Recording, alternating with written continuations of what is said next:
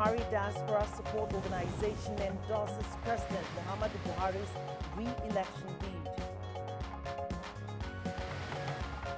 Go to court if you feel aggrieved.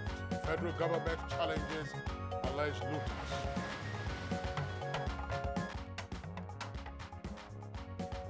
President Buhari approves the release of 30,000 metric tons of food items to internally displaced persons.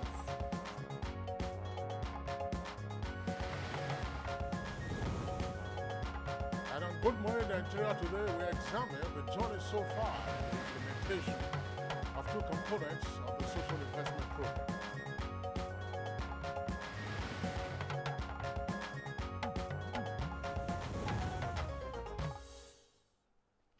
The Buhari administration came to power with three cardinal objectives of fighting corruption, insecurity, and reviving the economy.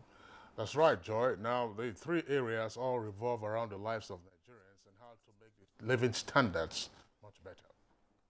Now, in specific terms, the government came up with the National Social Investment Program aimed at creating jobs, reducing poverty, and making lives more meaningful for Nigerians.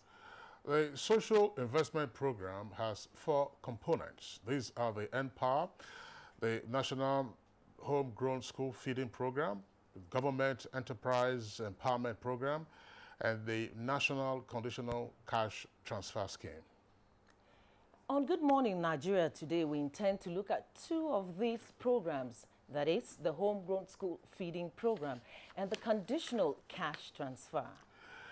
What have been the achievements so far with regard to these two components? What are the challenges and how are the challenges being responded to? And to what extent have the programs met the expectations of Nigerians, in particular the beneficiaries? That's right, Kingsley. And all these and more we intend to find out on Good Morning Nigeria today, reaching you live from the network service of the Nigerian Television Authority, NTA. Thank you for joining us. I am Joy Useago.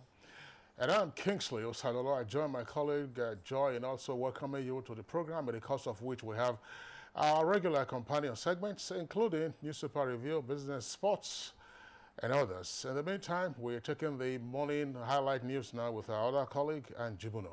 Hi, Anne. Good morning and welcome. Good morning, Kingsley and Joy. Good morning. Here is the morning news. President Muhammadu Buhari has reassured Nigerians that their trust and confidence in the governing All Progressives Congress will neither be in vain nor abused under his watch.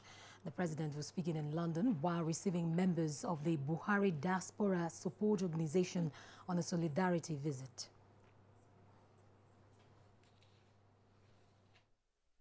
I cannot be grateful enough for you because you showed a lot of personal courage and sacrifice to identify yourself with the administration here in diaspora. What I want to assure you is that your confidence is not being abused.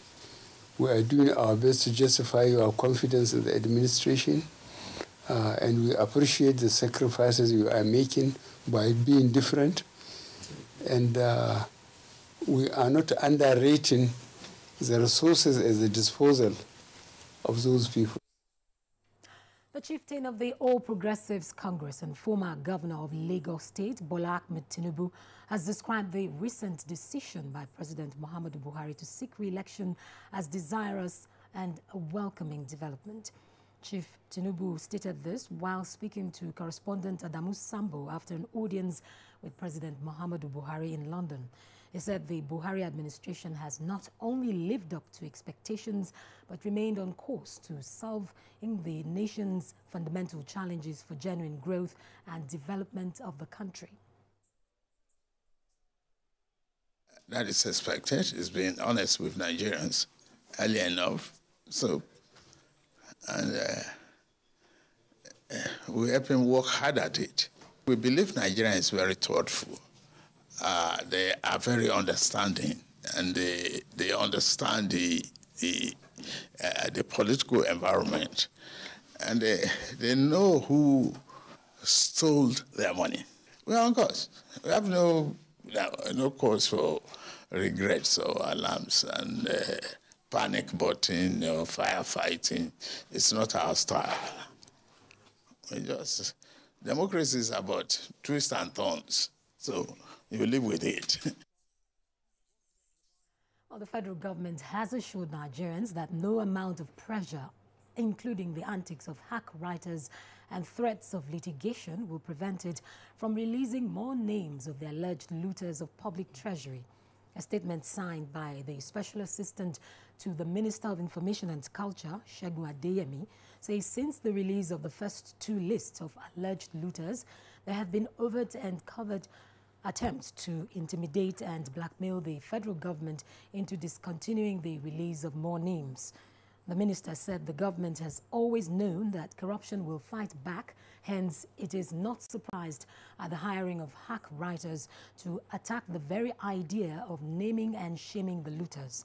He challenged anyone who feels that he or she has been wrongly accused to seek redress in court, reminding Nigerians that it was the PDP that dared the federal government to release the list of looters. Well, the All Progressives Congress has constituted its National Convention Committee.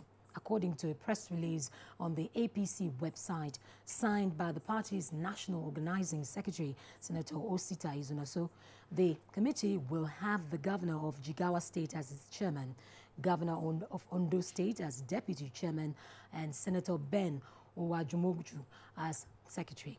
Among the 65 members are the governors of Plateau, Imo, Borno, Katsina, Oyo, Edo, Yobe, Kaduna, Adamawa, and Kogi. The list also has names of serving and former members of the National Assembly. Others are women and youth groups, persons with disabilities, as well as APC coalition of support groups. And the Senate is stepping up efforts towards ensuring the realization of a revolutionized oil industry in Nigeria that will meet the yearnings of Nigerians and boost economic and national development. Chairman of the Senate Joint Committee on the Petroleum Industry Bill, Kabir Marafa, stated this at a workshop on 3 PIB bills held at the Petroleum Technology Development Fund headquarters. The Petroleum Industry Administration Bill describes how the industry ought to be managed. The fiscals ensure that the country is fiscally competitive, in particular to attract the much needed capital for development and growth. The host community bill, which is equally very, very important, because without peace, there can't be progress. President Muhammadu Buhari has approved the release of over 30,000 metric tons of food items to meet the needs of internally displaced persons in Borno, Yobe, and Adamawa and Benue states.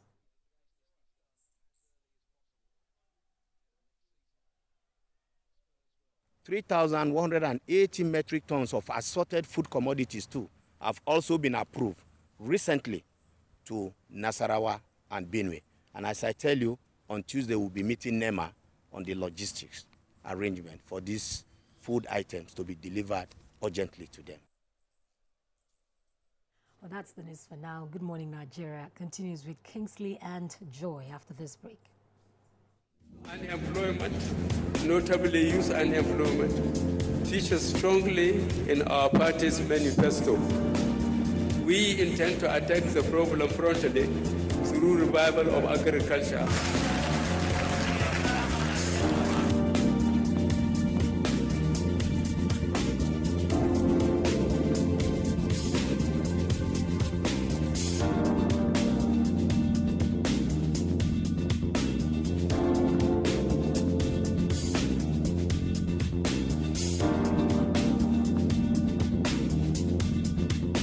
The 30K is going a long way. Actually, I bought an acre of land for 60K like 2012, and presently I have a cassava farm and a yam farm.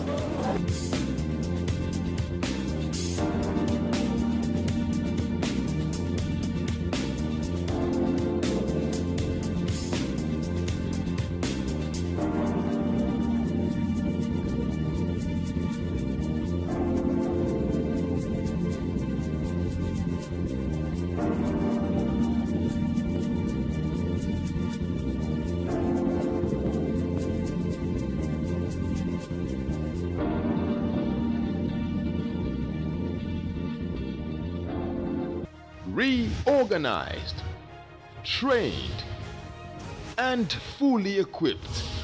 We are the new improved Nigeria Police Force. We fight crime. We bust syndicates. Whatever the crime, wherever the hideout, the Nigeria Police Force will get you busted. Stop kidnapping, armed robbery, murder, pipeline vandalism, and other criminal activities. Be productive. Be security conscious. Join the police force to secure your life and property. This message is from the Nigeria Police Force Public Relations Department. The National Automotive Design and Development Council, NADDC, announces its 2018 National Tire Conference with the theme, Strategy for Resuscitating the Tire Industry in Nigeria. Chairman, Senator Abubakar Atiku Bagudu. Executive Governor, Kebbi State. Special Guest of Honor, Dr. Abdullahi Umar Ganduje, Executive Governor, Kano State. Chief Host, Senator Osita Izunaso, Chairman, NADDC Governing Board. Special guests are Dr. Okechukwu Enelama, Hajia Aisha Abubakar, Honorable Ministers, Federal Ministry of Industry, Trade and Investment, Honorable Abubakar Husseini Moriki, Chairman, House Committee on Industry. Royal Father of the Day, His Royal Highness Muhammadu Sanusi II, Emir of Kano. Keynote Speaker, Jelani Aliyu, MFR, Director General, NADDC. Co-speakers are Dr. Boboye Oyeyemi and Olusegun Joseph Ajayi Kadir. Date, Tuesday 17th to Wednesday 18th April 2018. Venue, Conference Hall, Tahir Guest Palace, Kano. Time, 10 a.m. daily. Director, Policy and Planning, NADDC. Announcer. All right, people, all together now. Raise up and down, up and down, left, right, left and right. Finally, we flex back and forth, back and forth, back, forth, back and forth. Sign up now for the 30 Days Fitness Challenge.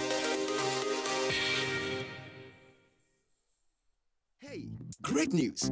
Oral-B has just been voted Kudo's #1 quality toothpaste of 2017 by you. So even though times are hard, as a mother, you know that Oral-B is good for your family's oral health because they deserve the best. It's great value because it protects you against tooth holes and gum problems that can lead to tooth loss. It strengthens your family's teeth and gives them all-round protection. So remember, protect their future.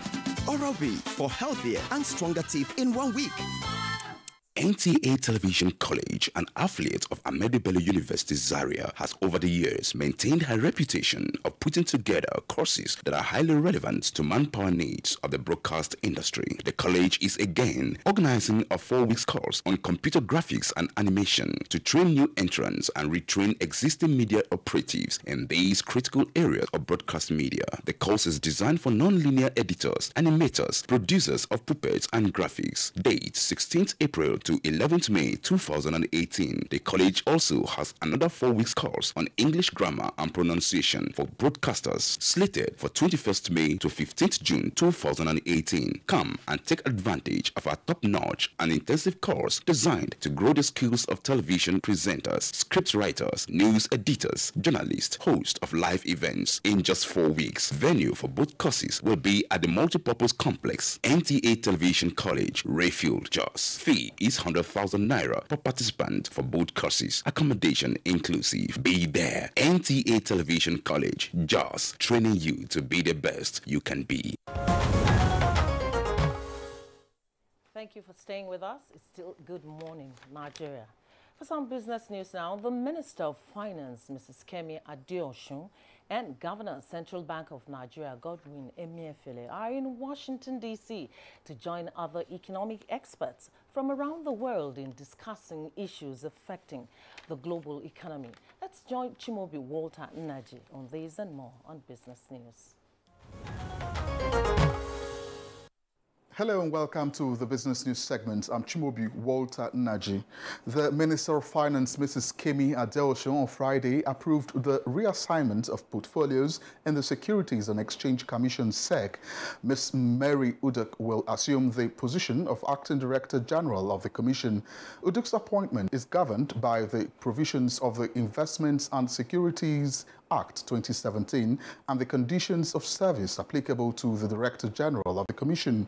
In a later dated 13th April 2018, the minister said Udok's appointment had become necessary to ensure effective regulation of the capital market. The minister also announced the redeployment of the former acting director general of the Commission, Dr. Abdul Zubair, to External Relations Department. She further made the following reassignments.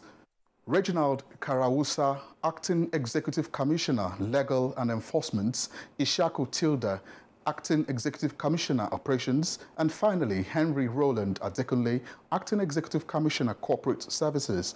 Meanwhile, the Federal Ministry of Finance has requested for a formal explanation from the SEC of the recent communications between the Commission and the Nigerian Stock Exchange, NSE, which adversely impacted market confidence.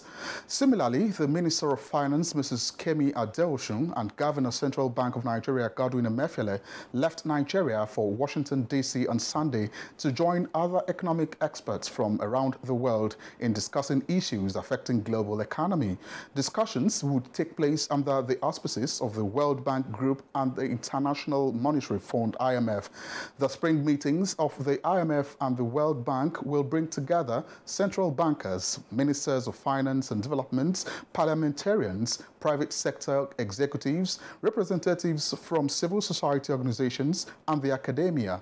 The experts will discuss issues of global concern, including the World Economic Outlook, poverty eradication, economic development, and aid effectiveness. There will also be seminars, regional briefings, press conferences, and many other events with focus on global economy, international development, and the world's financial system. The meetings will hold between April 16th and April 22nd, 2018. Nigeria attends the meeting each year because of the quantum of investments and assistance it receives from both the IMF and the World Bank. And now to the Nigerian stock exchange market, where transaction turnover in the fixed economy and currency FIC markets for March amounted to 15.66 trillion naira, which is a 24.68% increase from the value recorded in February, and a 16.26% increase year-on-year. A breakdown of the contributions of the various segments of the market to turnover in the review period shows that investors invested more money in the foreign exchange market than others. The FX market accounted for 39.06% of total turnover in March, followed by the Treasury bills with 35.69%. Purchase agreement buyers back contributed 16.75% of total turnover, while FGN bonds was responsible for 7.38% of turnover. The value of transaction in the foreign exchange market settled at 6.12 trillion naira in March, representing an increase of 44.59% when compared with the value recorded in February. According to the OTC monthly report released on Friday, liquidity flows through the investors and exporters foreign exchange window increased in March as the total volume traded for the month settled at $6.06 billion, representing 55.38% decrease from the previous month. So far, the total volumes traded at the window year-to-date stands at $15.21 billion. Exchange rate for the naira traded relatively flat as the investors and exporters I&E FX window appreciated slightly to close the reporting month at 360 naira 20 kobo per dollar from 360 naira 41 kobo per dollar as at February 28, 2018, whilst also trading at the discount to the parallel market, which appreciated slightly to close the month at 362 naira per dollar from 363 naira per dollar as at February 28, 2018. FGN bonds increased from 2,273 in February to 2,642 in March. And that's the business news. I'm Chimobi Walter Naji. Good morning, Nigeria continues. Thank you very much, Chimobi, there for the business package. Next for us now, we'll go to the front pages of some of today's newspapers to check out the headlines.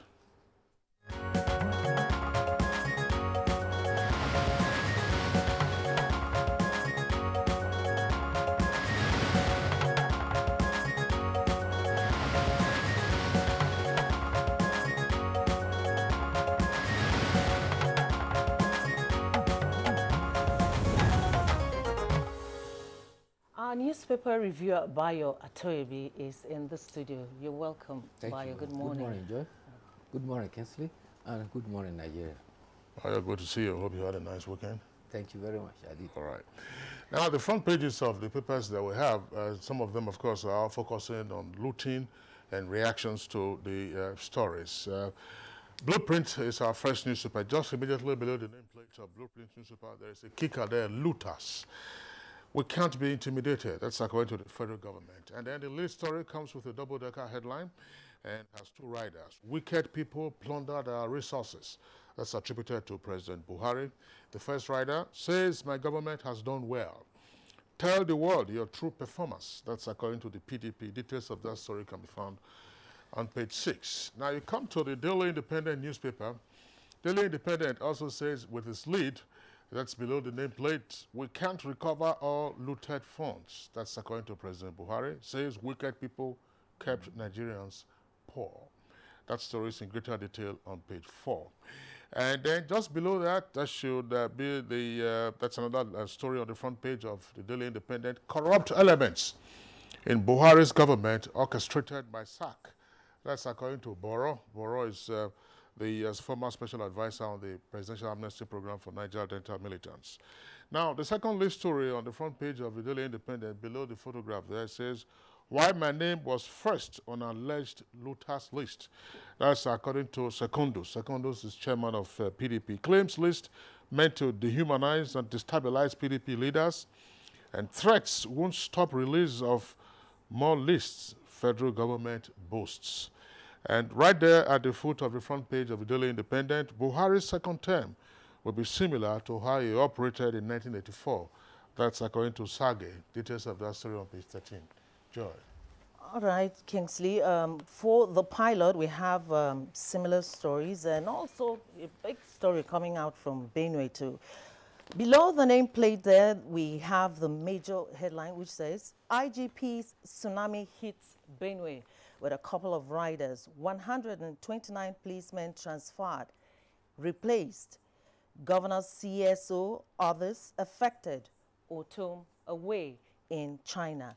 And below the picture story there with President Buhari and Tinubu, we have a title which says, wicked people kept Nigerians poor. And that comment is attributed to President Muhammadu Buhari. And moving on to the leadership, we have the lead story, which says PMB strategizes ahead of 2019, meets Tinubu, others in London. Bye.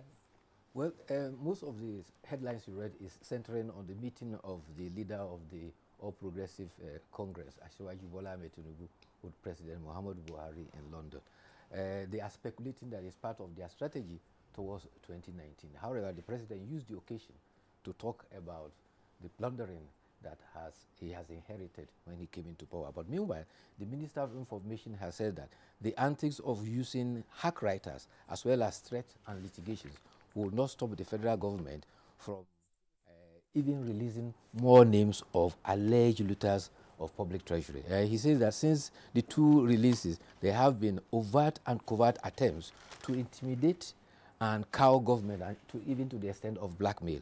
He says hack writers, editorials alleging politicization and against anti-graft has been raised in the media. He says we do not have the power to convict anyone.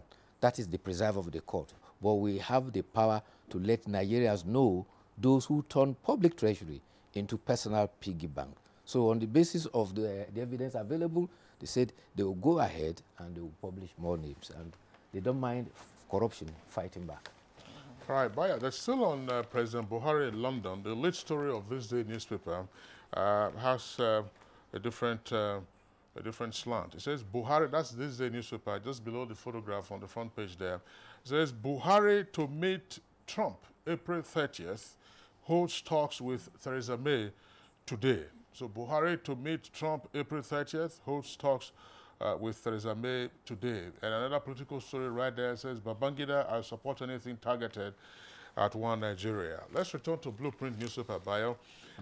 Below the photograph of the president and Bola Tinubu in London, there's a headline there. It says, why I criticized my husband's government in 2016. That's according to the president's wife, Aisha Buhari. Details of that story can be found on page 20. And you have other stories there. Saraki to churches and leaders.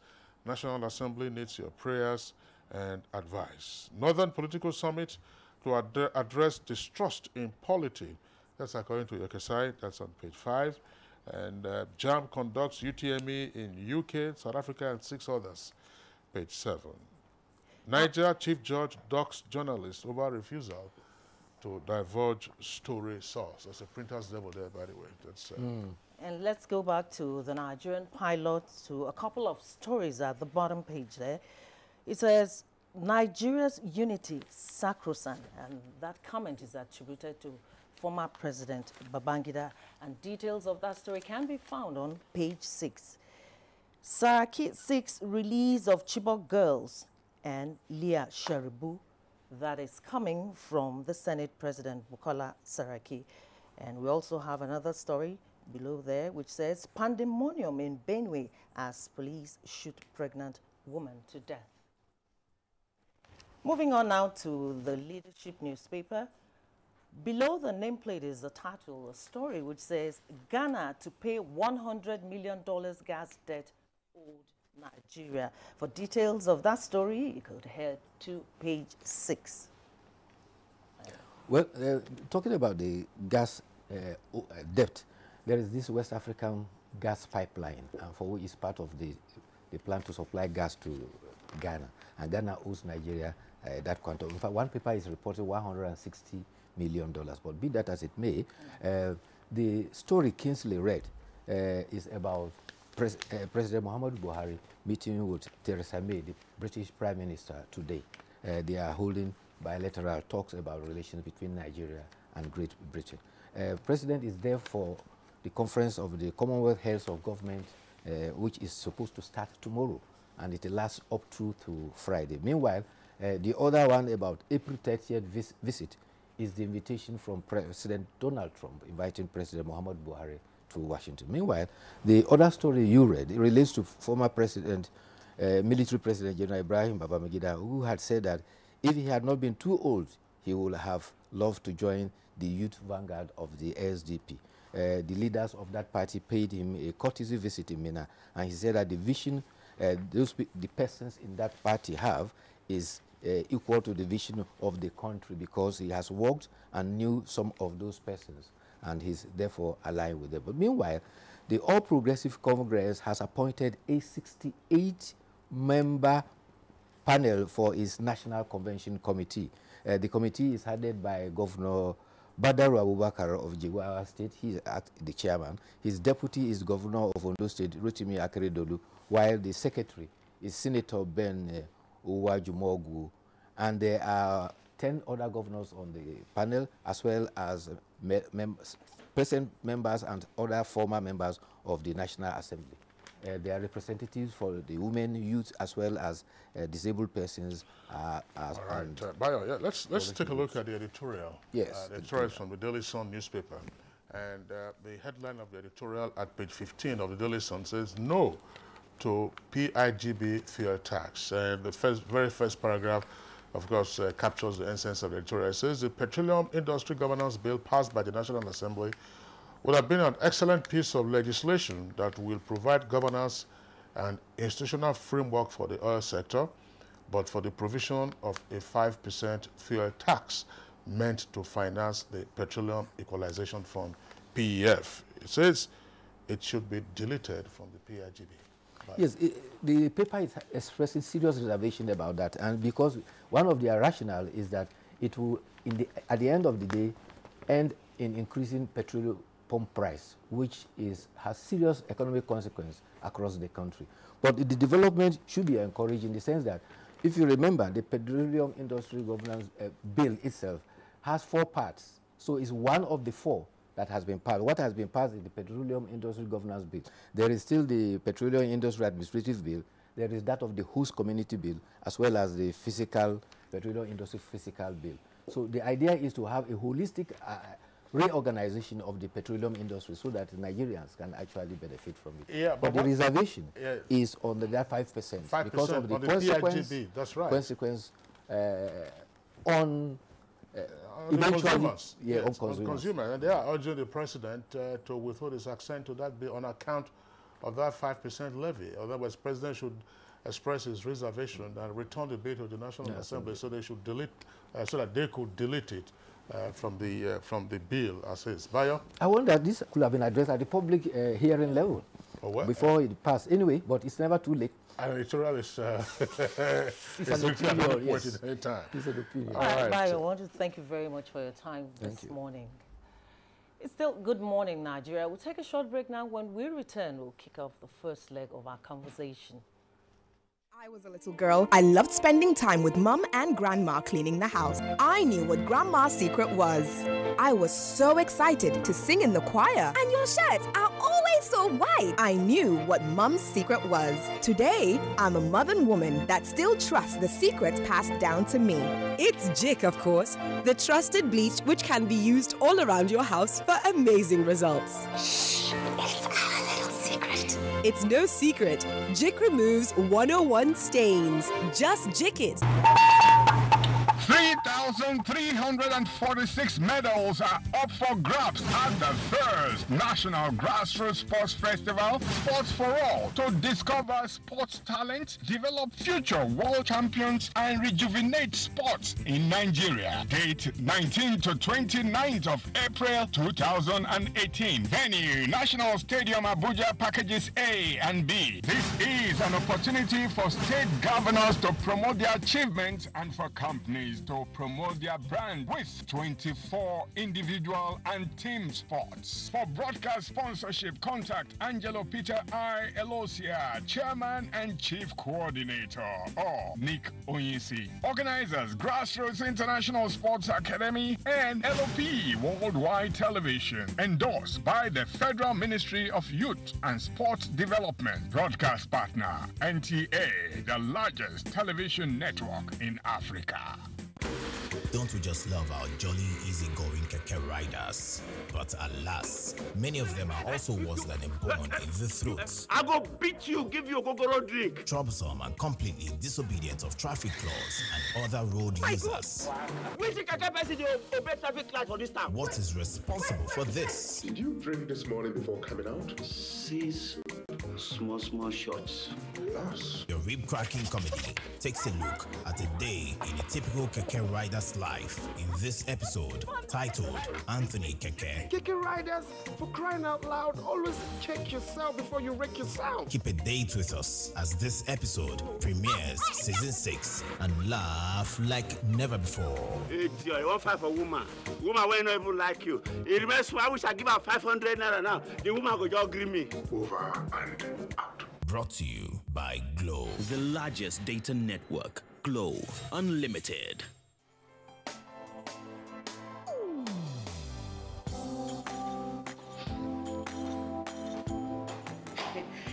Chief. Good morning, sir.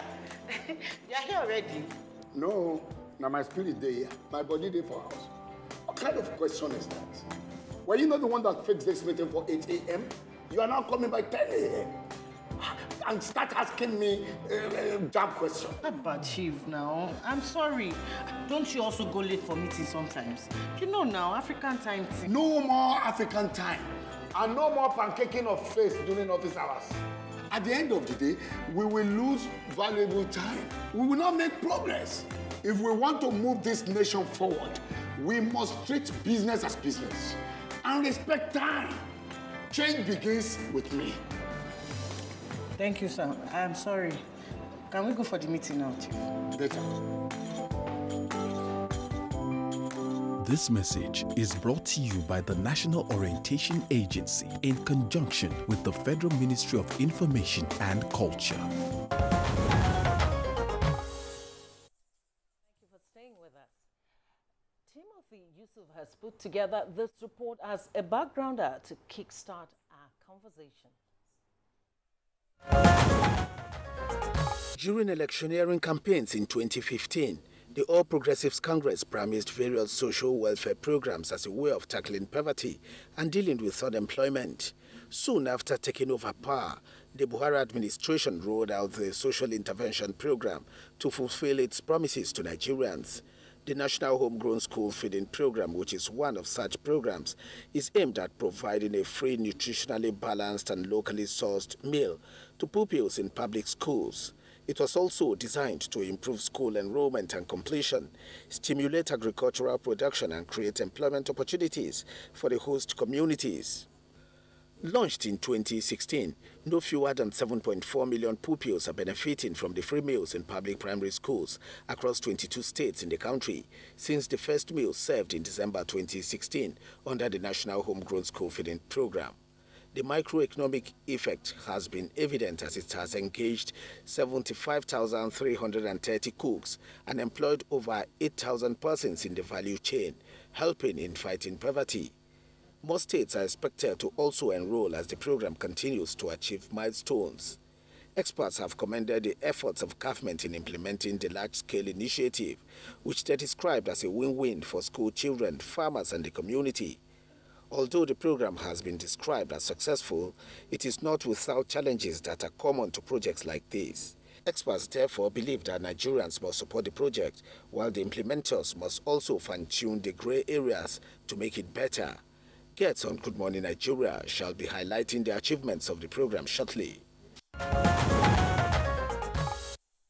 All right, thank you very much, Timothy Yusuf, for that background report. In addition to the achievements of the program, we're also looking at the challenges and sustainability of the Homegrown School Feeding Program. We have a number of guests, one here with us in the Abuja studios, as well as at our network centers. First, here in the Abuja studios, we'd like to welcome Mrs. Abimbola Adesomi. She's Program Manager of the National Homegrown School Feeding Program. Mrs. Adesomi, pleasure to have you on Good Morning Nigeria. Thank you. Good morning, Nigeria. All right, and then at our Makurdi Network Center, we're being joined at this time by Linda Echiri. Linda Echiri is a school teacher in Benue State. Linda Echiri, thank you very much for being with us. With you there in the studios is another guest, that's Veronica Oyimowo. She's a cook who participates in the National Homegrown School Feeding Program. Madam, pleasure to have you both on Good Morning Nigeria from Makurdi Network Center. Thank you for having us here. And also in our Ibadan Network Center is Endurance Alonge. Endurance Alonge is a parent to some pupils in a public school in Ibadan. Good to have you join us on the program, Mrs. Alonge. Hello, Nigeria. Also there in Ibadan is a farmer, Mr. Kayode Alashe. Mr. Alashe, thank you very much for joining us on Good Morning Nigeria. Good morning, Nigeria. All right, now that's the lineup of the guests that we have. 5 of them, 2 in Ibadan, 2 in Makurdi, and then 1 here with us in the Abuja studios. Let's begin with the program manager of the National Home School Feeding Program. What's the report card of this? It's nearly 18 months now that the program's kicked off. Nearly 18 months. How well is it going?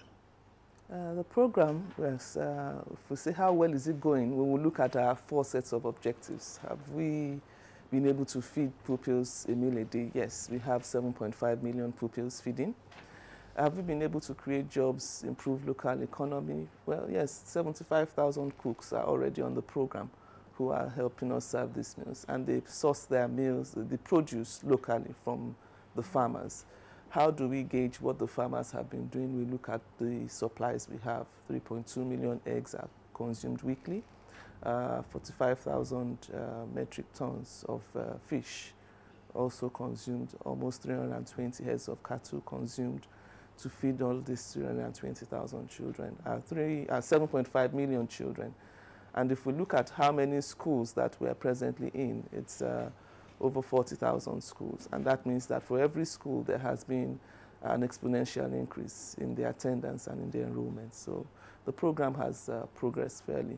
We're in 22 states and, well, 24 technically, because we are on holidays. So by the time they resume, 2 more states will join feeding the program. So we're in 22 states. Now, talking about the states, why do we have just, like you said, 24 when you resume? Why do we have just 24? What's hindering the rest from joining the program? The program is designed in such a way that there's a collaboration between the federal, the state, and the local government. And the operational and logistic processes that ought to be in place before the program commences in any state is a bit, I think all the states have to meet up with this criteria. And what we have presently is each of these states are at different points meeting up with this criteria. So we have almost all the states on the program, but they are each on different categories. Well, let's back up again. It said 7.5 million children are being fed in the course of the program right now. What was your initial objective? Was that your target? Yes, we had a target of 5.5 million children in 18 states. And after the first 18 states, we had the plan to scale up the program to the rest of the country. So we have reached the 18 states. And the next thing to do is to scale up. And gradually we're looking at what has worked. We've had the first review meeting last year. We reviewed the program, what worked, what can we improve on, what can we strengthen, before we now had the plan to scale up to all the other 18 states. So that's why we have more numbers presently on the program. When you say you have 45,000 cooks, who are 75,000 cooks rather, who are engaged in the school feeding program, are these now full-time cooks who are dealing with the program and nothing else? Well, a lot of them were without employment when they joined the program. So most of them are dealing with the program, nothing else. But what the program design is such that they could also go into other means of employment, because feeding children just takes between the hours of 6 hours, 6 a.m. and 2 p.m. when they cook the meals, take it to the school. So we're trying to build their capacity, improve their livelihoods with other skills that can help them. A lot of them have gone into community catering, weddings, birthdays, naming ceremonies within their local community with the utensils that they have acquired. A lot of them are looking at how to have a cold chain system, having a freezer where people can come and store their cold produce, fish, meat, chicken. A lot of them have gone into other means of livelihood. And apart from that, we've also helped them through the financial inclusion system to look at how to save so that they can also have an income to look back to when the program is done. Now, for the cooks, what's the criteria for selection? The criteria is basically from within the community in the states. But from the federal, we don't pay them transportation costs. So they must live close to the school, a walking distance to the school premises.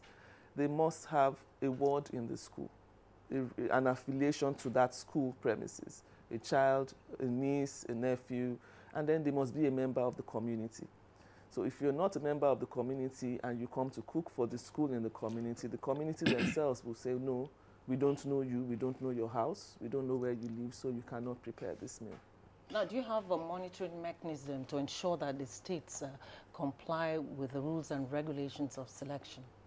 Yes, the monitoring mechanism is also a collaboration between the local government, the communities themselves. So at the community level, we have the PTA and the school-based monitoring committee or school-based management committee. What they do is to ensure that everyone who is hired for the program by the state is part of that community. So a lot of them, and the school-based management committee has the heads of the traditional rulers and all that who now vouch for this cook and say, okay, I know her, I know where she lives, I know where her husband works, and things like that. So the monitoring system at the community level is there and is still being strengthened. All right, before we bring in the guests at Makurdi Network Center, tell us something more about the shared responsibility involving the 3 tiers of government, the federal, state, and local governments. For the federal government, the design of the program was that the federal will start the program and then feed primaries 1 to 3, full feeding cost, which was 70 naira planned. And then the state governments are to support with the logistics, operations of getting that meal to the child, using the framework of the federal to scale up to 4 to 6. at the community level, the role of the community, which is now in the local government, is to ensure that the program is implemented effectively, which includes the design, the monitoring, the menu served, where the food is sourced from. They have to give us all that details. The school, how many pupils are we going to be feeding? And what they have done was to give us the technicalities of what is on ground within the communities. That has been coordinated by local governments and sent up to the federal. So all those operational activities had been designed and also implemented by the community themselves. Now, this is a capital-intensive project. Is the state contributing in terms of funding, or is it just solely the federal government's responsibility? All the tiers of government are actually funding, but funding in kind, not in cash. Now, we have some states who are funding directly, feeding primaries 4 to 6. We have Abuja State feeding 4 to 6. But a lot of the ground logistics the states carry, how they will go and train the cooks, the health screening and hygiene in all their health facilities, how they will monitor the program, providing utility vehicles and all that. The state does all that. The federal comes with the meals, the federal comes with the technical expertise to train down to the community. And then when it comes to the community, where they get their meals, because the whole value chain, everyone is responsible. So if you're not putting cash in the value chain, you're putting time, you're putting resources in terms of your ability and your expertise. So the state is spending, the community too is spending. All right. Thank you very much, Mrs. Adesanya. We'll come back to you. Let's go over now to Makurdi, where you saw the two ladies there a moment ago on the screen. Earlier, we introduced Ms. Linda Echiri, who is a school teacher in Makurdi. Ms. Echiri, tell us something about the school feeding program in your school. How does it operate, and what has been your experience? It has been awesome. Inception of the program, we have really accommodated a lot of children. We have more population in the school environment now. And also the vendors has been trying their best. They provide enough, just like it has been expected of them in the school environment. Talk about the school and the children and this particular program. Now, it is obvious that the children are having a good time with it if they're responding well and coming around. Could you tell us a bit about some of the challenges you've had with the school feeding program in your school? The challenges we have at the moment is mostly the inability to provide enough seating arrangement for the kids, because most of the times, because we have inadequate seats, dual decks for the kids, it is not very easy to carry out the feeding properly. But notwithstanding, the school management also is trying their best in order to make sure that the children that are involved in this feeding program get the best of it. What have you noticed in terms of attendance by the pupils on account of the school feeding program? And also, immediately before the feeding and after the feeding, what is your observation with regard to what goes on in the classroom? You know how children can be. Since the inception of this program, the children have been more punctual in school. They also concentrate a lot. When they come to school in the morning, you see them running back into their classes, making sure they are present to partake in the feeding. And even after feeding, they are there, because we also are using that as a yardstick, that if you leave school before time, to partake in the feeding. So this has really helped the children in a way that they have more concentration and more focus in their studies in the school environment. In terms of food supply, do you have enough? Are there times when food will not get to the pupils on time or enough to feed the entire population?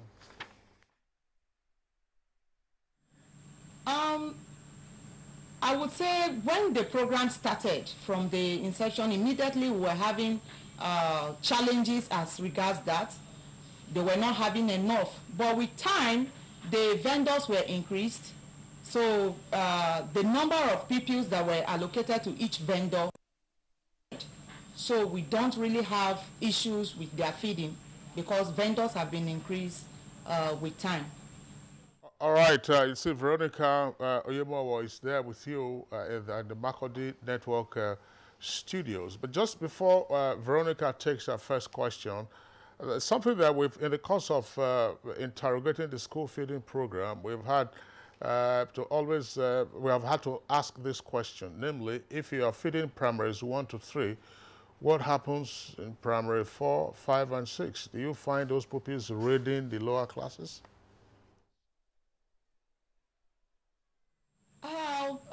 You know, we deal with children, and you know what children are. They're around trying to peep, trying to see what's happening. But with the increase of vendors, we are able to feed up to sometimes primary 5, because the vendors that are located in my school particularly are many. And so they feed from sometimes primary 1 to 5. So we don't really have cases of being disorganized or children trying to peep and then get to distractions and all that. Right. Thank you very much. They say they are not grabbing the meals of the younger ones. Veronica Oyemowo, tell us, what's been your experience in participating in this program as a cook, or they say vendor, but I think it's more appropriate to say that you're a cook, or if you elevate it, a caterer. I'm a caterer. My experience during this feeding program, it helped me as a mother and as a housewife in the area of saving and in the area of feeding. Because whenever I cook, my family eats out of what I serve the children. And the area again I learn is the children are happy whenever they see us around. They are very happy, they are eager to eat. And you see them rushing to school. Even when you are coming in the morning, you see students in the community, they'll be rushing to come to school. So it's helping the children and it's helping almost all the housewives in, will I say, all over the state. So those are the area and experience I've got, and it's helping in terms of saving, because you don't spend the way, I don't spend the way I was spending before, because whenever I collect my money, I buy all the food stuff in bulk. So whatever I'm using, it helped me to save my own income. So I'm gaining a lot from the feeding program. In terms of food supply, do you have to go to the market to get your food supply, or do you have farmers bringing in food items to you? Bringing food items for us, and there are some things we get ourselves. What is the cost in terms of purchasing the food items? I mean, if you are buying in bulk now, is it cheaper for you to get from your suppliers, or for you to go to the open market to source for these items? Easier for us getting it from our supplier, because it's lesser stress for us and it's cheaper for us. We only go out there to get some few things ourselves. What is the menu like? I mean, Monday to Friday when school is in session, what do you prepare, and what do the other caterers also prepare? Everything we do is uniform. On Monday, we prepared rice and we garnish with fish and vegetable. Then Tuesday, beans porridge. Then Wednesday, yam porridge, garnish with vegetables. Then Friday, we give them spag. Then on Friday, we give them milk and biscuits. And biscuits. Is that, I haven't heard that before. I'm not so young anymore, but what's spag? Spaghetti? See. The children must be very excited about your meals. It sounds like something that is pretty rich. How, in terms of response, what is the response from the pupils to your meals? Very happy. The children are very happy because most of them, they don't eat that kind of food from the house. So due to this feeding program, in terms of nutritional value, they are getting it. Balanced diet, they are getting it. Because some children, maybe if you ask them, it's during festival time, they eat rice or things like beans, spaghetti, milk, and all of those things. Some of them is maybe in occasion, they can find such things. But due to this feeding program, the children, they are very happy. You will see the joy in them. Chiri, who is just beside you there, tell us something. On the days that beans is served, what happens after the pupils eat the beans? Or what? Well, you know that in serving this food, it's not like they are giving more than they should take. We still consider the fact that they are still in school, and so the quantity that is given is being controlled so that they don't eat and begin to sleep in class. So we control that. There's no issue from there. All right, thank you. But just, Veronica, one point that, I mean, if you see some of the video clips on the school feeding program, sometimes you don't find water on the desks, you know, of the children, just the bowl containing the food and so on and so forth. Who supplies the water? The pump in my school where we are feeding. So when we come, we go to the pump, we fetch water and wash our dishes. Question. All right, that wasn't my question. My question has to do with potable water. What kind of water do the children drink when they are eating? But we'll come back to you, ladies, at Makurdi Network Center. Let's go over now to Ibadan, where we earlier introduced a farmer and then a parent. Of course, you can see both of them on the screen there. It's been quite some patience from them. Endurance. How long you're a parent and you have endured listening to the conversation of the other guests and Kayode Alasi, who is a farmer. Let's get to hear from Endurance. Alonga, tell us something. What has been your experience with regard to your children or your wards participating in the school feeding program around the Ibadan area?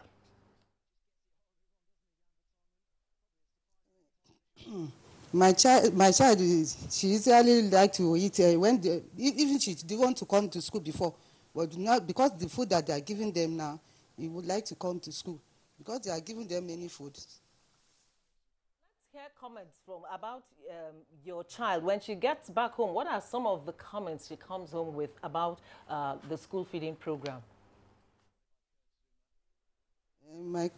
She would like to tell me that the food that gave them, she likes it to eat it.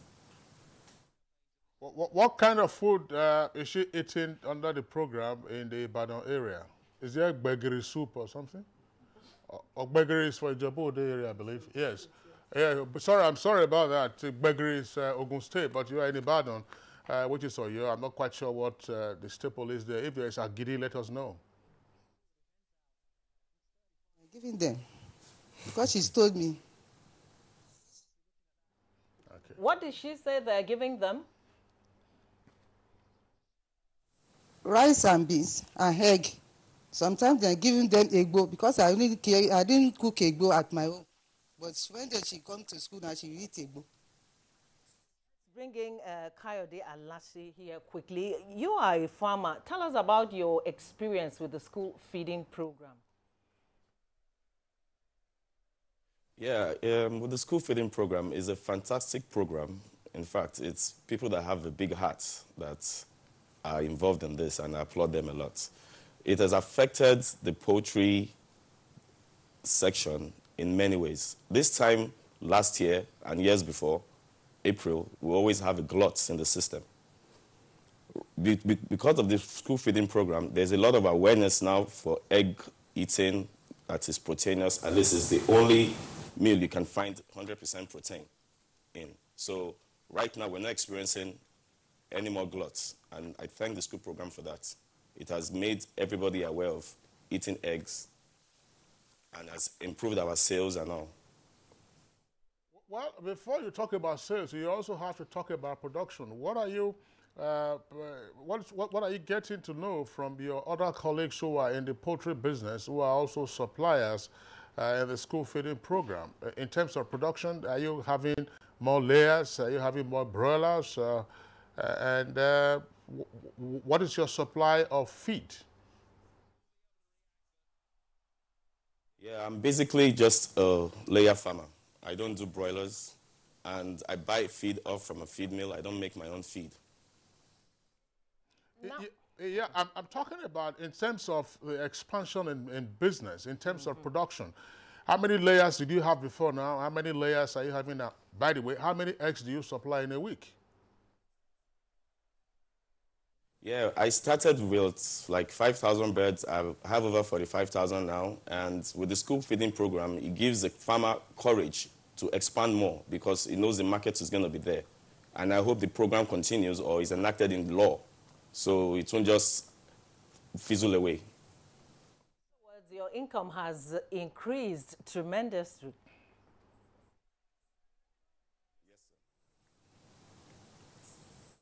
I want to stay with Mr. Kayode Alasi. Mr. Kayode Alasi, tell us something.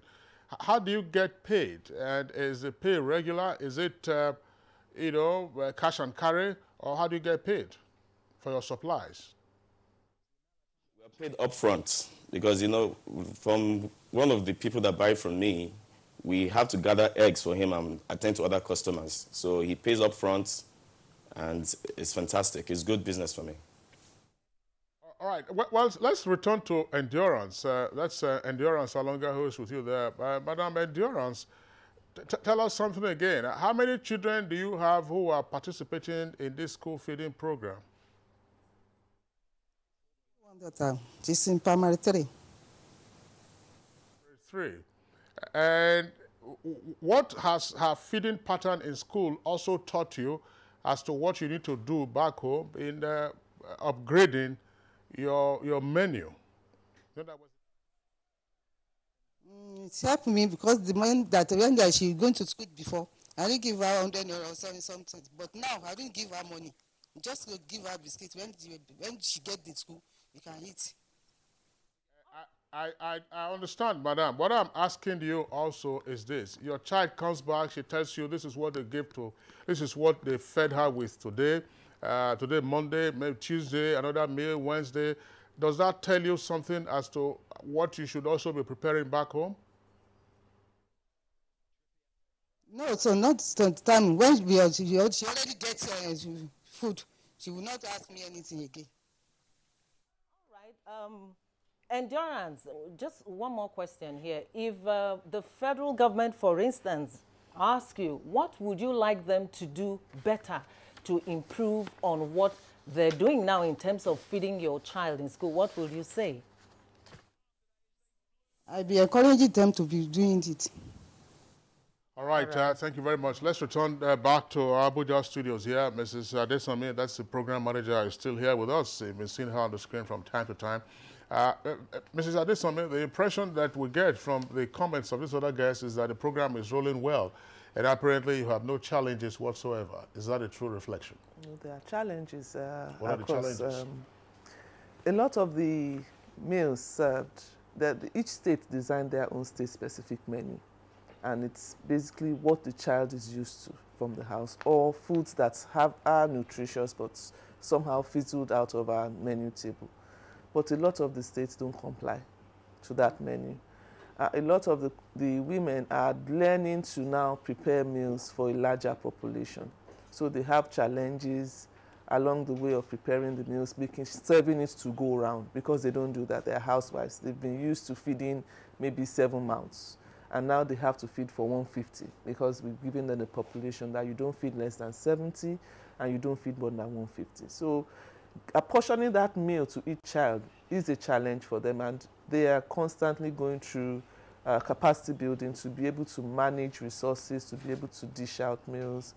We've also had issues where The supplies don't get to them on time. We've had issues where the population cannot be managed by the school because of the meal itself. And so working with all these stakeholders, we're looking at how to improve the program by strengthening everywhere we see that a major issue may arise for the program. Now, in terms of the quality of the food and hygiene, you remember a couple of months back, I don't know if you saw those pictures that surfaced on the net. We had pictures of pupils being fed in polythene bags. Yes. Are you aware of that? Yes, we're aware. Each state, as I said, when you were asking about what contributions of each state and each community is supposed to provide the pupils with plates and cutlery. You had asked about water. We don't allow the cooks to give the children water because the children take water from home and it hasn't affected them. And we don't want water to be introduced to the program where we don't know the source. So the children are advised, bring your water from home. If it hasn't affected you up till now, it won't.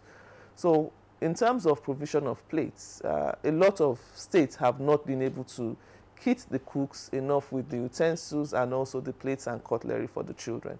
And that had been a major issue. And so the children come to school and try to get whatever they can just to receive that meal. What we're doing on our own part is to collaborate with the Social Investment Office, the Government Empowerment Enterprise Program, to be able to provide and mass purchase these plates for the pupils. But it will be like a loan facility to the women. So they pay back, but they own it. So they can also utilize it after feeding the pupils during the day. So it's now centrally organized that every state will have plates before they commence their feeding program. Otherwise, we'll have such instances coming up again. You said the children are doing well. Do you have like medical practitioners and nutritionists who visit these schools regularly to check to ensure that they are actually doing well? We have nutritionists on the program. They design the menu. But what we are doing to ensure that it is a regular visit is to link the pupils to the primary health care center in that community, because we don't have enough resources to go around to all the schools and do so regularly. What we have presently is a school health teacher who is in the school. The school health teacher works with the nurse in that community and also with the health team in that community. So the school health teacher is our go-to person. We want to know if this child is improving, the weight, height, health indices of the child is the school health teacher will go and meet. How is the food? What is the hygiene? Is it brought in good condition? It is the school health teacher. But on the long run, we also need to bring in more experts into the school community. And the school community is such an enclosed environment that we don't want to bring in so many people. So what we're trying to do now, working with the National Primary Healthcare Development, Federal Ministry of Health, NHIS, is to bring them to the facility. And from there, they can be tracked with all other health interventions. All right. Now, that's a year and a half early days, some would say. How sustainable is this program? Yeah, the program is sustainable. Funding, yes, presently it's being funded by the federal allocation in the budget, yearly budget. Beyond the budget for it, we're also looking at the community owning it, getting them to own, to implement, to monitor it, and to provide feedback.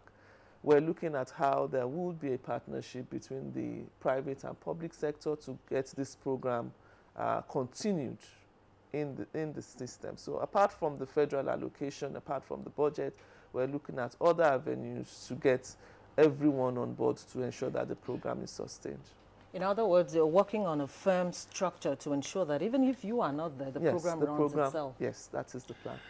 All right, that's the much that we can take. We'd like to appreciate all our guests who've been on this discussion segment from our Ibadan Network studios. We're joined by Mrs. Endurance Alonga. She's a mother, and then just beside him there, you see a farmer. That's Mr. Kayode Alasi. Kayode Alasi and Endurance Alonga, thank you very much for being with us on Good Morning Nigeria today. Network Center, where we're joined by Ms. Veronica Oyimowo, a caterer who supplies meals to pupils on the program. And then beside her, of course, is a teacher, Linda Echire, who is in Benue State. Thank you very much, ladies, for being with us on Good Morning Nigeria today. And then right here with us in the Abuja studios, our appreciation to Mrs. Abimbola Adesanmi. Mrs. Abimbola Adesanmi, Program Manager of the Homegrown School Feeding Program. Thank you for being with us on Good Morning Nigeria. But just before, of course, we call it the time on the segment for this particular topic, just to take some reactions from our viewers. They've come in a bit late now. The tweets, Amagbala Babs, one of our regulars, has this tweet: a hungry man is said to be an angry man. Once food is out, human struggles, others are subtle. More parents are willing to release their children to school. At least such a child is guaranteed one balanced meal a day. For that alone, government should spread its scheme across Nigeria.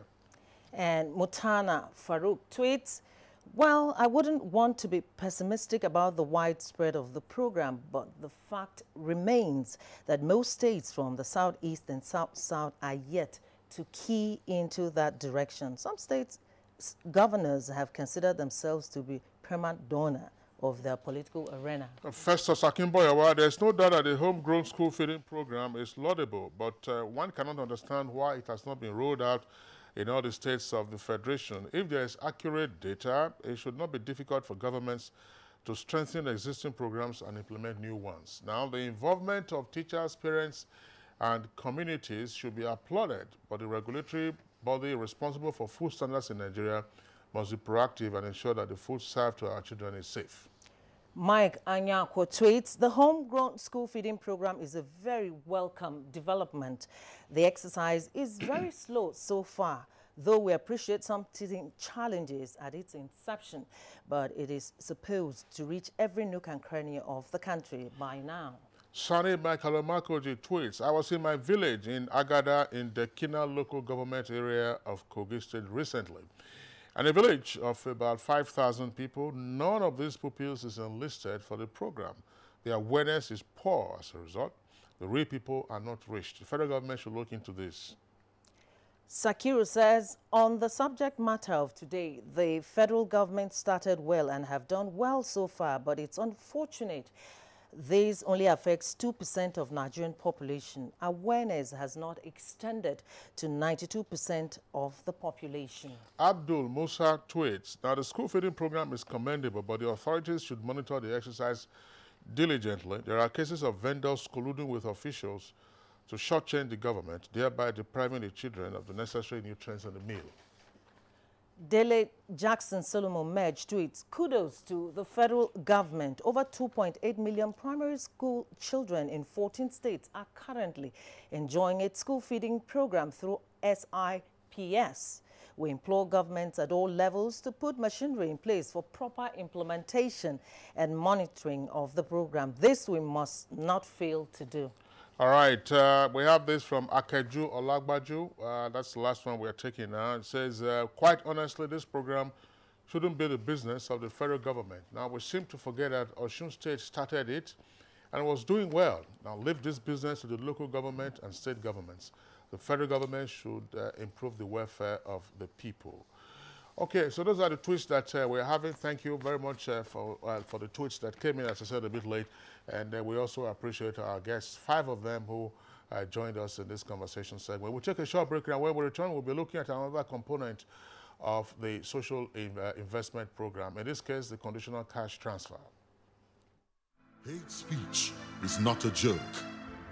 It incites genocide and crimes against humanity. Most of Africa's civil wars are caused by hate speech from one tribe against another. We don't want it here. The Nigerian government stands firm against hate speech. Under no conditions whatsoever should we tolerate or excuse or justify hate speech or hateful conduct of any kind, especially where such is illegal. There's no doubt that the resurgent push for separatism, as well as the rising cases of ethnic and religious disharmony, are all traceable to the growing phenomenon of hate speech. One nation bound in freedom, peace and unity. Nigeria, One nation, one people. This is a public service announcement brought to you by NTA. Nigerians. Suicide bombers are not spirits. They are not ghosts. They are human beings like you and me. They live amongst us. They are your neighbors. They are your friends today, but terrorists tomorrow. So you must know your neighbor now. Security begins with you and me. Know your neighbor. Be vigilant. Be security conscious. Report suspicious persons, objects, and movements to the police and other security agencies. The security of our nation is a duty for you and me. If you see something, say something. Nigeria unite against terrorism. This message is brought to you by the Federal Ministry of Information and Culture.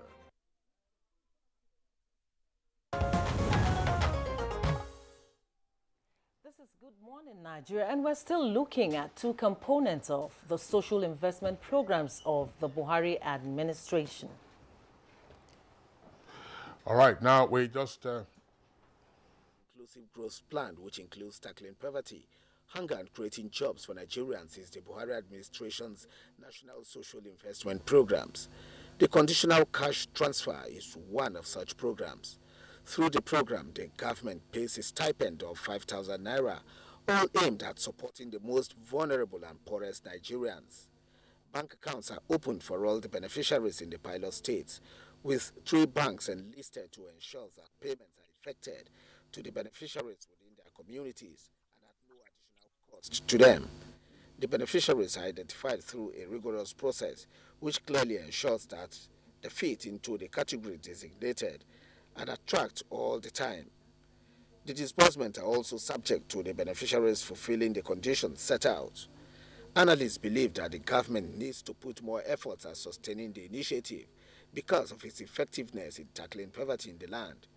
This is because the objective of the Buhari administration in improving the lives of Nigerians cannot be said to be achieved without dealing with poverty. It is a good program, and we pray for our federal government that God will help them. My mommy is beneficial. He can help my mommy to feed himself. Ìjọba àpapọ̀ àdìkòwúkọ wa àdìfíìlì fọ́ọ̀mù gbàgbà fíìlì fọ́ọ̀mù wọn fún àlẹ́ ATM àdìlọ́sí di ATM àdìfi withdraw owó àdìgbà 10,000 naira. Guests on Good Morning Nigeria are set to reel out the landmarks of the program. Thank you, Timothy. Let's now welcome our guests. We have in the studio Dr. Temitope Shikaye, National Coordinator of the Conditional Cash Transfer Office. I want to welcome you to Good Morning Nigeria. Thank you very much. Good morning. It's my pleasure being on the program this morning. Also in the studio, we have Hadiza Mohammed Shiru. She is the head of the Niger State Conditional Cash Transfer Office. Thank you for being here. Thank you, and good morning. I'm glad to be here. All right, and then lastly, there's a public affairs commentator amongst our guests this morning is Paul Alaje.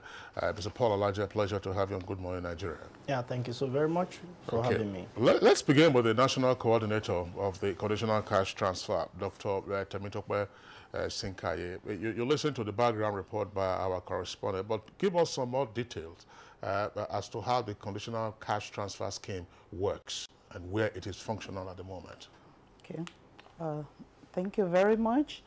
Currently, I would like to say that the conditional cash transfer program is a bottom-up approach. What I mean by that is that the beneficiaries are actually identified by the community members. It is not identified from our own office.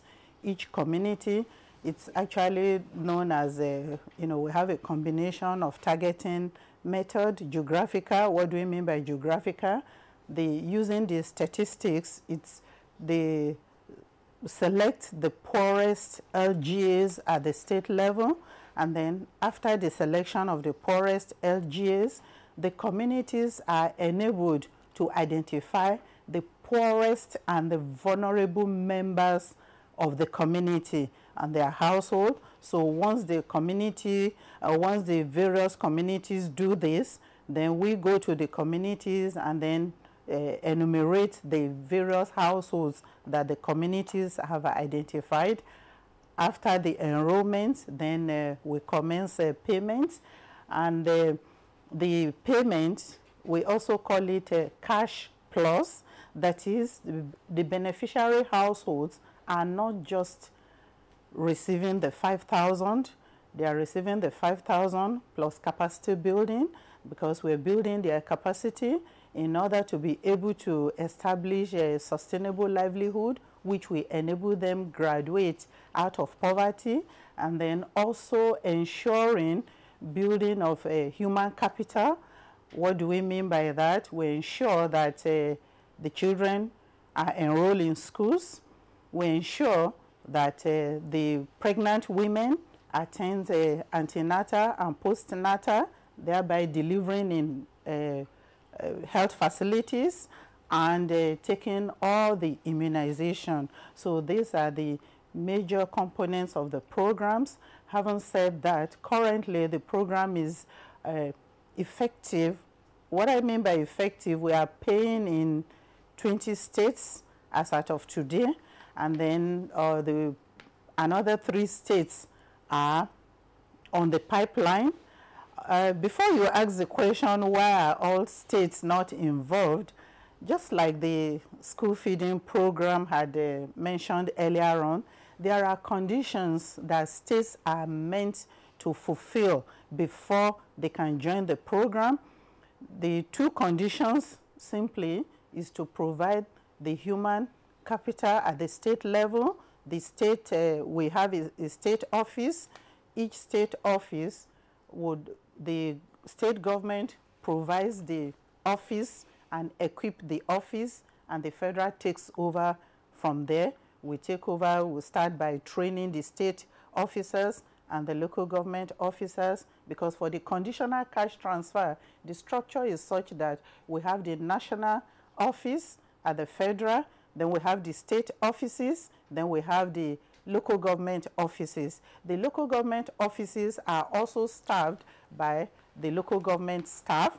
So these staff are trained on what to do, that is how to engage the poor and the vulnerable, how to train, how to monitor their activities, and then provide feedback. So a number of states have not met these conditions, providing the office and the staff that would work in the office. And then the staff, I should just add here that the government is not asking them to employ new staff, but to deploy staff from relevant MDAs, because we are looking at the MDAs like agriculture, health, community development. These are relevant MDAs to the program. So we expect the state government to provide office, furnish the office, and deploy relevant staff. What numbers are we talking about now when you say you are effectively operational in 20 states?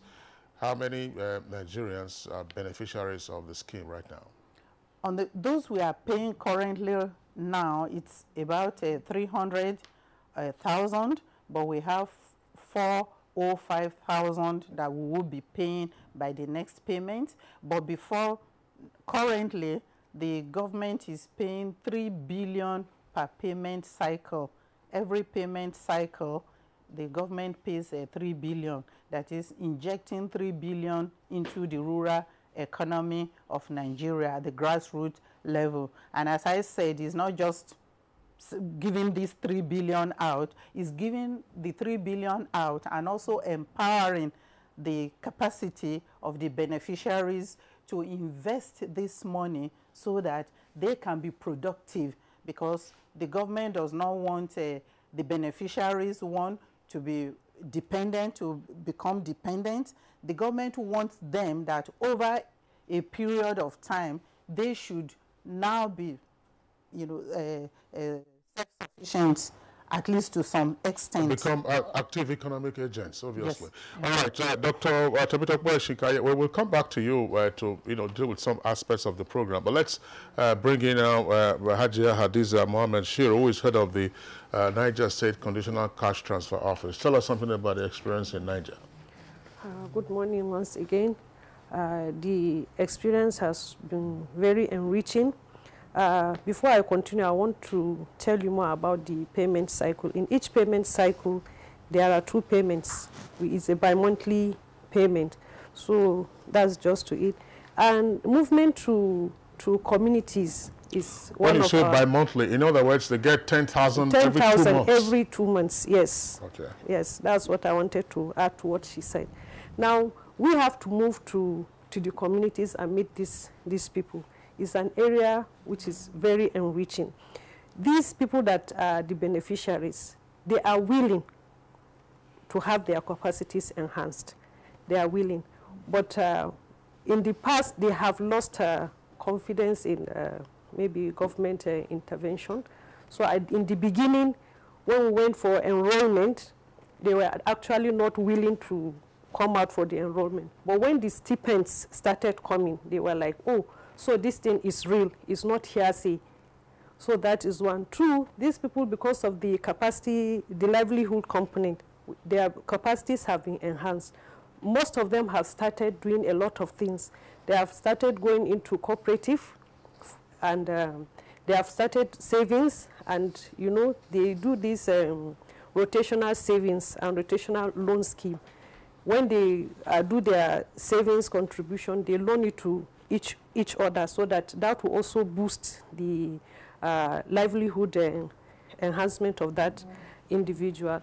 They are also encouraged to take their children to school. Most of them, because of an exercise book or a pencil or shoe or school bag, they are not able to send their children to school.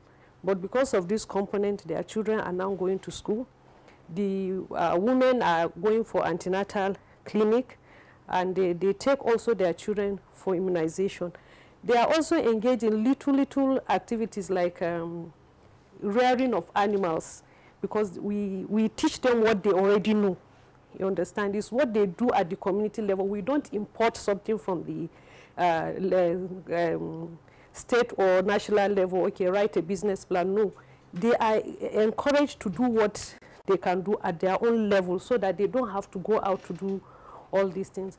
Like we tell them, if you are rearing chickens, you can enhance your nutrition by maybe eating eggs. You don't have to go and buy the eggs, things like that. If you are rearing goat and sheep, you use the waste from maybe your feeding and the rest of them, then to feed the animals. Then the milk, you can also use it to enhance your family nutritional level, and a lot of other things. All right, Hadiza, I would also like you to talk a bit about the spread. How well spread is this program within that state? Okay, it is a gradual thing. In the beginning, the targeting is not done by the National Cash Transfer Office. There is an agency that does the national the targeting, and establish a register. And this register is just like the national coordinator has said, goes through a process, geographical targeting, because of the level of poverty in each community. Now in my state, out of the 25 local governments, we are in 18. And in each local government, we have 30 communities that are benefiting. And right now, that agency, which is World Bank supported, called ESO, Youth Employment and Social Support Operation, they are the ones responsible for the targeting. And they send this thing to the World Bank. When it is clean, it will now go through the rigorous process of also passing through the National Cash Transfer Office. So we at the state level, we don't go to our state ESO office to collect this data. It has to come through our national office. Then we go for verification in the community. So for now, we are at more than 70% in Niger State. Well, tell us something more about who the beneficiaries are. Who are the poor and who are the vulnerable that are participating in this scheme? Are they in the urban areas or they're in the rural areas? And if they're in the rural areas, obviously the received knowledge is that persons in the rural areas will be farmers. Yeah, you'll be surprised to note that there are urban poor, and they're actually very poor. So the program is spread across both the urban and the rural local governments, the communities they're in. And this targeting, since the community themselves identify who these people are. The community themselves identify. During the targeting process, there's what is called focus group discussion. So when these focus group discussion are made and the people are identified, when these communities convene together, you see that some of the groups identify a particular person or some particular persons, and another group might have forgotten such persons. But when you bring them together, they will agree, they'll say, yes, that person truly is very poor. So the poor here are those people that are not able to access some basic necessities of life. And those that are vulnerable are those people that are likely to fall back into their poor status if help does not get to them. All right, let's bring in Paul Alade, a public affairs commentator here. Now, when this current administration started, they promised to roll out programs that will alleviate poverty. Let's have you assess this program. Would you say the federal government has done well in fighting poverty with this particular program? Thank you so very much. CCT, Conditional Cash Transfer Program, is practiced in some different countries of the world. You have it in Canada. You also have it in Brazil. So Nigeria is also practicing what is applicable in some of the countries of the world. Poverty has to do with those who cannot afford to spend up to $1.98 a day. That is, people who cannot afford to spend up to about $60 in a month. Those who don't have access to toilets, that is, the distance from their rooms to toilet is more than 30 seconds to go, 30 seconds to return. So we are talking about people who don't have access to water. We are talking about people who don't have access to proper clothing, people who don't have access to decent job. So when you look at this volume, you see that it's spread everywhere in Nigeria, either in rural area or the urban center. So looking at this program from personal study that I have done and our organization have done about it, of course, it will help reduce poverty to an extent, to a meaningful extent. And why will it help reduce poverty? How do you even measure human development index, those who are poor? United Nations says that to measure human development index, you have to look at what is happening to income, what is happening to health, what is happening to poverty, and also what is happening to perhaps education. So if a rural poor is supposed to be on farm and wants a child or his child to go to school, it becomes very difficult because he needs to employ extra hand on farm. But when the person earns more money, and I must also say that this program, I think it's better we see it as we should find a connection between our school feeding program.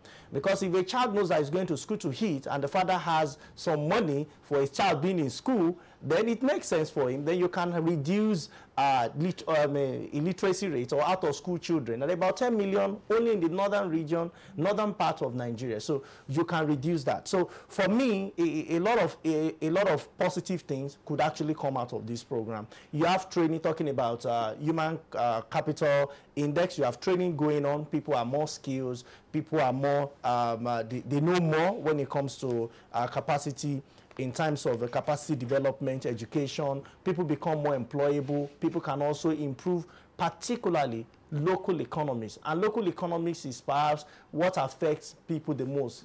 We can read the figures. Nigeria GDP has grown by 1.4%.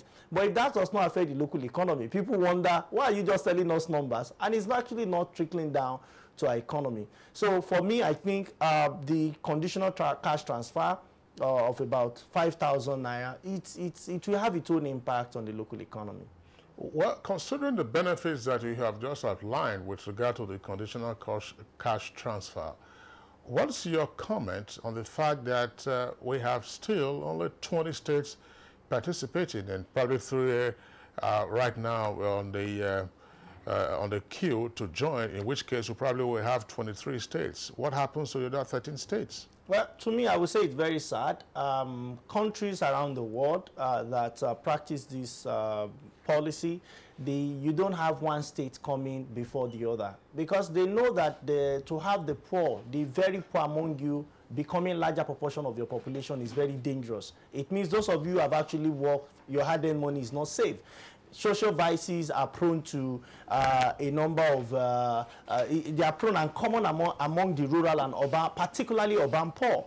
So if state government have not done this, I believe the federal and state, even to some extent, if you have expanded the economic council, they could meet and perhaps look at why states have not joined and help reduce perhaps the bottlenecks in doing this. And I must also mention that, you see, most of these programs you are seeing from the study we've done in another document of government called Economic Recovery and Growth Plan, they are perhaps programs that are coming out of that program. And state government and indeed local government should see how they could adopt this program so that Nigeria will not just be, you know, we have ease of doing business with about 145, jump from 169. Nigeria has improved because of some few state and majorly federal government effort. I think that all states should be part of whatever is going that will help reduce poverty essentially. The biggest danger we have is poverty, and that is because of huge unemployment. Monetary Policy Authority is largely resides with federal government authority, I mean federal body. You can see inflation coming down from 18% to about 13%, but unemployment still appears to be high. Why? Because most of these programs, the other stakeholders, I'm not sure, but I believe other stakeholders are working, the stakeholders, I beg your pardon, that is the authorities, may not actually be working hand in hand to ensure that these people that are supposed to be benefiting, talking about women, talking about the very vulnerable, the very, very vulnerable in our system. If, like I saw in the video, and I believe that viewers across the globe can see, those are really very poor people.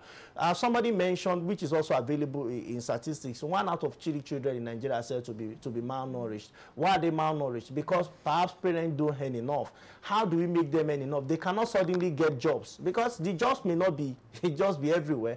But if the woman is empowered with 5,000 naira or more in some cases and trained, she can now she may want to start a small business, and that small business will be enough for her to take care of herself and her children. So what you see in the long run is that the children are able to go to school, and when the children go to school, they are able to also get required qualification, required material for them to get job, and also become employers of labor perhaps in the coming period.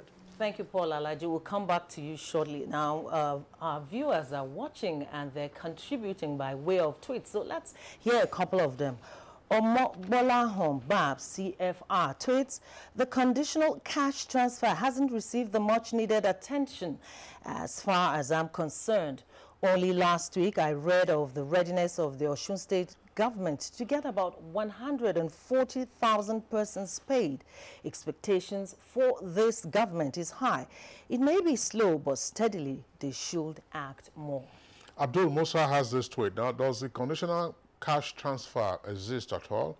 If yes, then I think it has not made much impact on the lives of the majority of the people. They said only 20 states have been covered so far. And yes, 3 of them are on the queue, and others still haven't met the conditions. But Abdul Musa tweets again, concerted efforts must be made to create awareness amongst the targeted population so that the program can impact positively on the economy.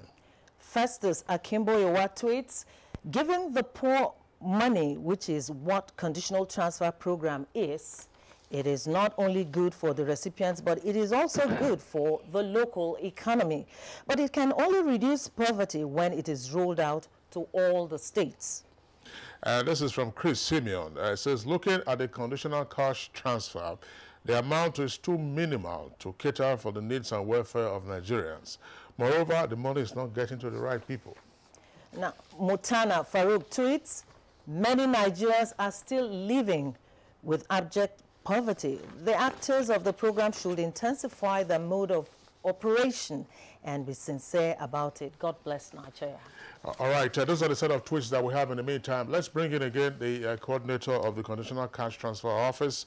That's Dr. Shinkai. That's a tweet now from Chris Simeon talking about the quantum of the of the sum that the beneficiaries get. It says 5,000 naira is too small, and according to him, the money probably is not also getting to the right people. Speak to these two issues.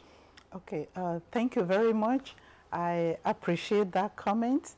5,000 naira, it's not too small, because we have evidences of what beneficiaries have done with 5,000 naira. And you wouldn't believe it that a beneficiary has actually put up a building from the 5,000 naira. We have the evidence is here. I hope they will be able to air it.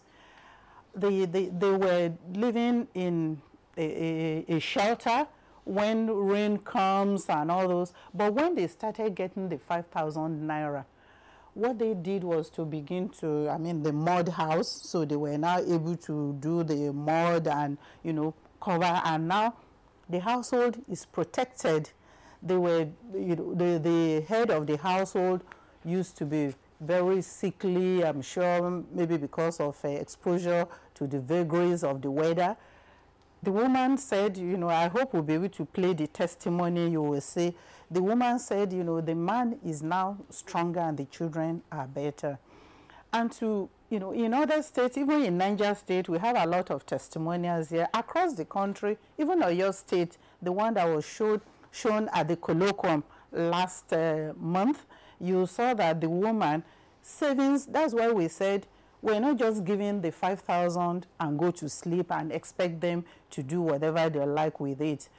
They get the 5,000, they teach them on how to form cooperatives, savings, they do rotatory. So the first person collects and invests, you collect next time, you collect next time, and that is how they have been doing it and investing, and they've done a lot. You saw women, they'll be able to buy sewing machine, and that brings me to the issue you alluded to earlier on. Yes, in the rural areas, they are mainly into agriculture, but you still need somebody to sew their clothes, so they have tailors, and then they have other off-farm enterprises which they still invest in. So you see one of them has been able to save to buy sewing machine. Some have been able to save to buy grinding mill, which provides services in the community. They do a lot of processing. So from this 5,000, they've done a lot. So we just need to show the testimonials across the state so that they can believe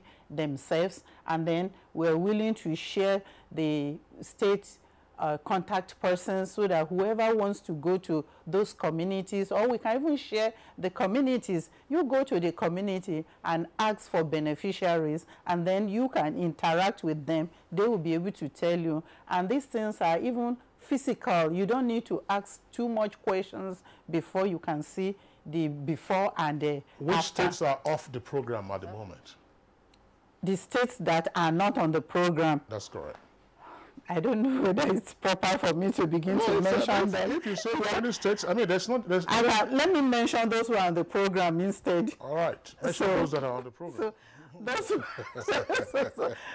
who are currently on the program, we have Bauchi, Oyo, Osun, Ekiti, Borno, Kano, Kaduna, Niger, Kwara, Kogi, Cross Rivers, Katsina, Anambra, Benue, Nasarawa, Adamawa, Gombe, Plateau, Taraba, and Jigawa. These are the 20 states.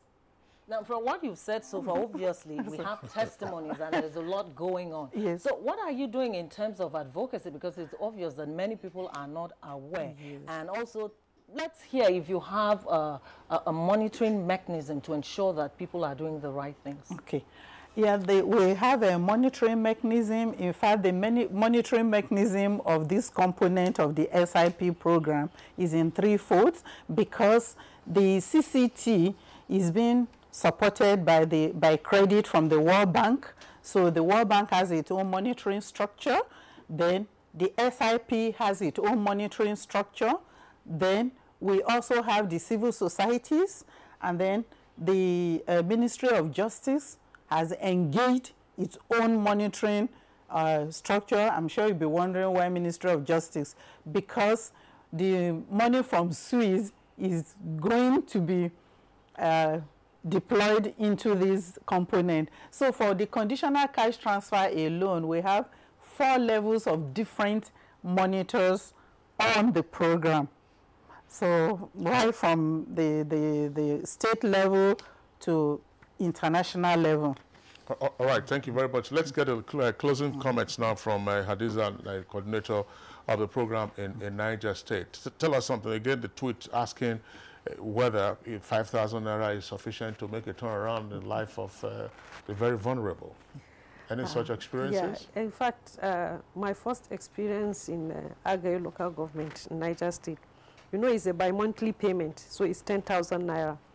When we gave a particular beneficiary this 10,000 naira, one, she could not count because she has never experienced such a volume of money in her life. In fact, she was almost passing out. Is this real?